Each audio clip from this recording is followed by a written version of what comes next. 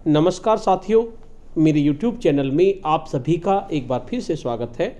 साथियों, आज की इस वीडियो में हम कोर्स नंबर 5 कक्षा में बच्चों की सक्रिय भागीदारी, जो आपको 16 जनवरी से 23 जनवरी के मध्य पूर्ण करना है, के भाग 2 को जानेंगे। इसमें हम पहले भाग में मैंने आपको बताया था कि कोर्स की किस तरह से शुरुआत करें। इस भाग में, इस कोर्स में कुल मिलाकर 3 भाग दिए गए हैं, तो इसमें हम भाग 1, भाग 2 और भाग 3 में आए हुए सभी प्रश्नों के उत्तरों के बारे में जानेंगे, जिससे कि आप अपने प्रशिक्षण को आसानी से कंप्लीट कर सकें। साथियों, वीडियो को शुरू करने से पहले मैं आपको बता देना चाहता हूं, अगर आप चाहते हैं इस तरह की इन्फॉर्मेटिव वीडियो आपको एक प्लेटफॉर्म पर मिले, तो उसके लिए मैंने इन्फॉर्मेटिव वीडियो व्हाट्सएप ग्रुप और इन्फॉर्मेटिव वीडियो टेलीग्राम ग्रुप बनाए हुए हैं। आप चाहें तो मेरे ग्रुप से जुड़ सकते हैं। ग्रुप का लिंक आपको वीडियो के डिस्क्रिप्शन बॉक्स में मिल जाएगा, जिस पर क्लिक करके आप मेरे ग्रुप से जुड़ सकते हैं। तो साथियों, जैसे ही आप कोर्स को स्टार्ट करते हैं, तो उसके सबसे पहले आपके सामने भाग 1 आता है, सीखना, सिखाना और सक्रिय भागीदारी। तो इसमें आप जैसे स्टार्ट करेंगे तो आपके सामने एक प्रश्न आएगा, आपके अनुसार कक्षा में सीखने सिखाने की प्रक्रिया को प्रभावशाली कब माना जा सकता है? आप एक से अधिक विकल्प चुन सकते हैं। पहला ऑप्शन है आपका, जब बच्चों के स्तर, रुचि, संदर्भ के अनुसार उपयुक्त शिक्षण विधि अपनाई जाए। नंबर 2, जब बच्चे कक्षा में सक्रिय तरह से भाग लें। नंबर 3, जब बच्चे चुपचाप बैठकर शिक्षक की बातें सुन रहे हों। तो साथियों, इसमें आपका ऑप्शन नंबर 1 और ऑप्शन नंबर 2 आपका सही होगा। इन पे क्लिक करके सबमिट के ऑप्शन पे क्लिक करेंगे। उसके बाद आप वीडियो देखते हुए जब आगे बढ़ेंगे तो आपके सामने एक प्रश्न और आएगा, आपके अनुसार बच्चे किन किन गतिविधियों में सक्रिय रूप से जुड़े हुए होते हैं? नंबर 1, अपनी राय देना। नंबर 2, दोहराना। अब नंबर 3, शिक्षक को बोर्ड पर लिखते हुए देखना। नंबर 4, किसी की कॉपी से काम उतारना। नंबर 5, समूह में चर्चा करना।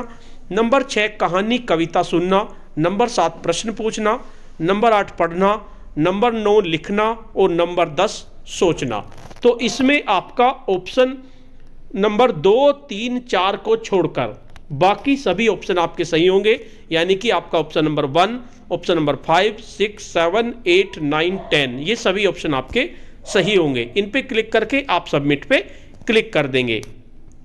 उसके बाद फिर आप आगे बढ़ेंगे तो आपके सामने एक प्रश्न आएगा, अपनी समझ परखें। तो इसमें अपनी समझ परखें में एक ही प्रश्न दिया गया है, भाषा की कक्षा के 4 अध्यापक कक्षा में अलग अलग गतिविधियां करवा रहे हैं, इनमें से किन गतिविधियों में बच्चों की सक्रिय भागीदारी अधिक होगी? आप एक से अधिक विकल्प चुन सकते हैं। विकल्प चुन लेने के बाद सबमिट बटन दबाएं। नंबर 1, रोजा जी की कक्षा के बच्चे एक दूसरे को कहानियां सुना रहे हैं। नंबर 2, मिताली जी की कक्षा में बच्चे पर्यायवाची शब्द याद कर रहे हैं। नंबर 3, अजीत जी के बच्चे समूह में पढ़ाए गए पाठ का चित्र संयोजन बना रहे हैं। और नंबर 4, रजा जी अपने बच्चों के साथ मिलकर हाव भाव के साथ कविता गा रहे हैं। तो साथियों, इसमें ऑप्शन नंबर 1, इसमें बच्चे कहानी सुना रहे हैं तो सक्रिय भागीदारी हो रही है। और ऑप्शन नंबर 3, पाठ का चित्र संयोजन बना रहे हैं तो इसमें भी भागीदारी हो रही है। और ऑप्शन नंबर 4 में भी बच्चों के साथ मिलजुल कर हाव भाव के साथ कविता गाई जा रही है तो इसमें भी सक्रिय भागीदारी हो रही है। मिताली जी कक्षा में पर्यायवाची याद करा रही हैं, इसमें कोई भागीदारी नहीं है। तो इसका ऑप्शन नंबर 1, 3 और 4 ये आपका सही होगा। इस पर क्लिक कर देंगे तो इस तरह से आपका पार्ट 1 कंप्लीट हो जाएगा। उसके बाद आप बैक बटन दबाएंगे। उसके बाद पार्ट नंबर 2 शुरू करेंगे। बच्चों की कक्षा में सक्रिय भागीदारी का पार्ट नंबर 2 है हमारा, कक्षा कालांश में सक्रिय भागीदारी का समय।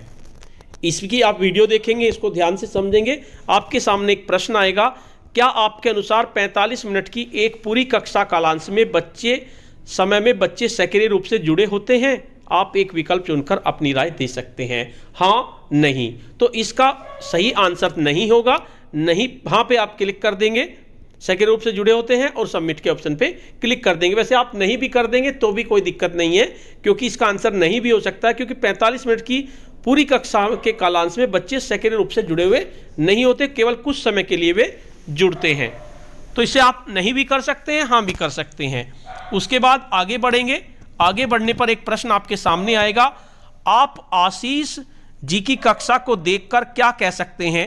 आप एक से अधिक विकल्प चुन सकते हैं।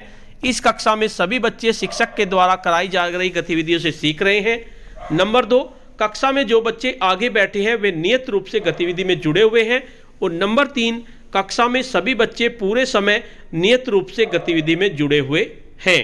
तो इसका ऑप्शन नंबर 2, कक्षा में जो बच्चे आगे बैठे हैं वे नियत रूप से गतिविधि में जुड़े हुए हैं, ये आपका सही होगा। इस पे आप क्लिक कर देंगे और सबमिट के ऑप्शन को प्रेस कर देंगे। उसके बाद नेक्स्ट प्रश्न आपके सामने आएगा, क्योंकि इसमें भी अपनी समझ पर रखने का प्रश्न एक ही है। तो इसमें है, मंजू जी आज अपनी कक्षा में आई और आते ही उन्होंने बच्चों को पाठ पढ़ना शुरू कर दिया। पूरा पाठ एक बार जोर जोर से पढ़ने के बाद उन्होंने उत्तर बोर्ड पर लिख दिया और बच्चों उत्तर कापी में लिखने को कहा।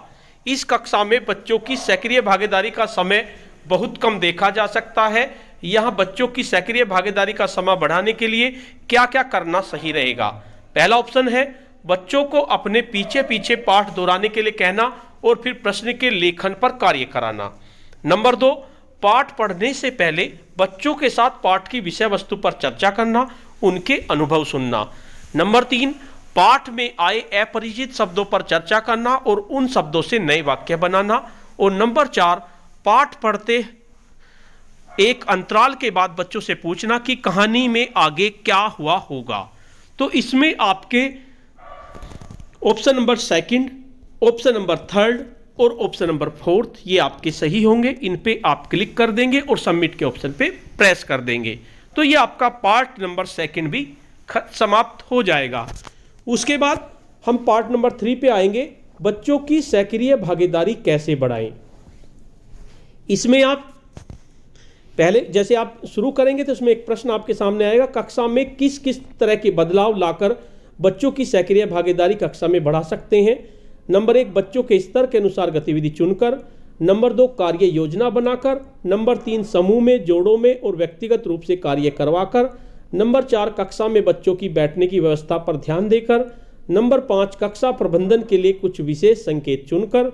और नंबर 6, इस पर ध्यान देकर कि शिक्षण कार्य में कम से कम रुकावट हो। तो इसके आपके सभी ऑप्शन सही होंगे। सभी पे आप क्लिक कर देंगे और सबमिट के ऑप्शन को प्रेस कर देंगे। उसके बाद नेक्स्ट प्रश्न आपके सामने आएगा, बच्चों के बैठने की व्यवस्था। इसमें आपको निधि जी की मुश्किल सुलझाने के लिए किस तरह की कक्षा व्यवस्था कारगर रहेगी। आपको 3 तरह की कक्षा व्यवस्था दिखाई गई है। एक में यू आकार दिया गया है, एक में मैडम बीच में है, बच्चे चारों तरफ हैं, और एक में बच्चे एक तरफ बैठे हुए हैं। तो इसमें आपका पहला ऑप्शन बिल्कुल सही होगा। यू आकार में बच्चे बैठेंगे तो बच्चों से कांटेक्ट ज़्यादा होगा। सबमिट कर देंगे। उसके बाद नेक्स्ट प्रश्न आपके सामने आएगा, आपके अनुसार गतिविधियों में रुकावट कम से कम हो, इसके लिए क्या किया जा सकता है। आप एक से अधिक विकल्प चुन सकते हैं। नंबर 1, 2 गतिविधियों के बीच जाते समय न रखना। नंबर 2, एक गतिविधि के खत्म होने पर दूसरी गतिविधि के स्पष्ट निर्देश देना। और नंबर 3, एक गतिविधि के खत्म होते ही कुछ शारीरिक व्यायाम करना और दूसरी गतिविधि के निर्देश देना। तो इसमें आपका ऑप्शन नंबर 1, ऑप्शन नंबर 2 और ऑप्शन नंबर 3 तीनों ऑप्शन आपके सही होंगे। इन पे आप क्लिक कर देंगे। उसके बाद लास्ट प्रश्न आपका अपनी समझ को परखे का होगा, बच्चों की कक्षा में सक्रिय भागीदारी बढ़ाने के लिए कार्य योजना बनाना कैसे मदद करेगा। आप एक से अधिक विकल्प चुन सकते हैं। पहला विकल्प है, कार्य योजना बनाने से कक्षा ज़्यादा व्यवस्थित रहेगी और अध्यापक पाठ के उद्देश्यों के अनुसार गतिविधियां तय करेंगे। नंबर 2, शिक्षक के पास कक्षा के समय के अनुसार पर्याप्त गतिविधियां तैयार होंगी। नंबर 3, शिक्षक को पता रहेगा कि कौन सी गतिविधि समूह, जोड़ों में या व्यक्तिगत रूप से होगी। और नंबर 4, गतिविधियों के अनुसार शिक्षण सामग्री शिक्षक के पास होगी। तो इसमें भी आपके सभी ऑप्शन सही होंगे। सभी पे आप क्लिक कर देंगे और सबमिट के ऑप्शन को प्रेस कर देंगे। इस तरह से ये आपका कोर्स कंप्लीट हो जाएगा। इसमें 3 ही पार्ट थे और बहुत ही आसान कोर्स था। आप इसको 23 जनवरी से पहले कंप्लीट कर लीजिए। तो साथियों, आपको ये वीडियो कैसी लगी? अगर आपको ये वीडियो अच्छी लगी तो इस वीडियो को लाइक कीजिए, शेयर कीजिए और वीडियो पे कमेंट्स कीजिए। और अगर आप मेरे चैनल पर नए हैं, पहली बार मेरे चैनल को देख रहे हैं, तो चैनल को सब्सक्राइब कर लीजिए और बेल के आइकन को प्रेस कर दीजिए, जिससे कि आपको नेक्स्ट वीडियो का नोटिफिकेशन मिल सके। धन्यवाद।